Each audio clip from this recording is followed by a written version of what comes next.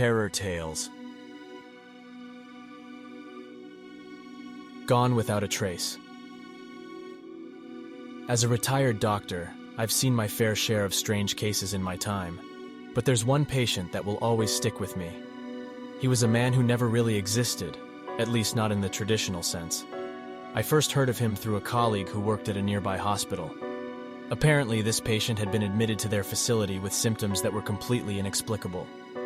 His chart had no name, no medical history, and no identification of any kind.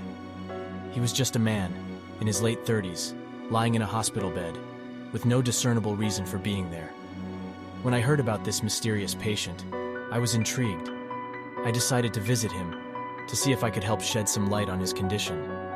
But when I arrived at the hospital, I was told that the patient had been transferred to another facility. Curious, I made some inquiries, and eventually discovered that he had been moved to a psychiatric hospital in a remote part of the country. I knew I had to see this patient for myself.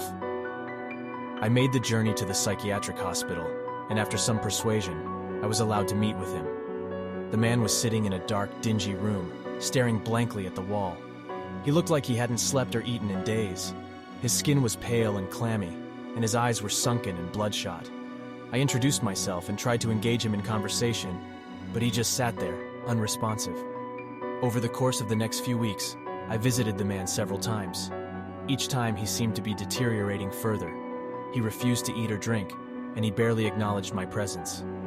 One day, I decided to bring a colleague with me, a psychiatrist who was an expert in unusual cases like this. We sat down with the patient, and my colleague began to ask him questions about his life and his past. But as soon as she started to speak, the patient's demeanor changed. He began to shake uncontrollably, and his eyes filled with terror. "I don't exist," he whispered, over and over again. "I don't exist." My colleague and I were stunned. It was as if the patient was aware of his own non-existence. We tried to calm him down, but he just kept repeating those words over and over again. Eventually, the patient's condition worsened, and he was moved to the intensive care unit. We tried everything we could think of to help him, but his body seemed to be shutting down.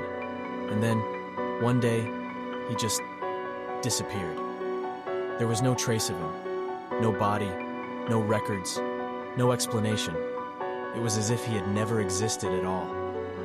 To this day, I can't explain what happened to that patient. But I know one thing for certain. Something very, very strange was going on there.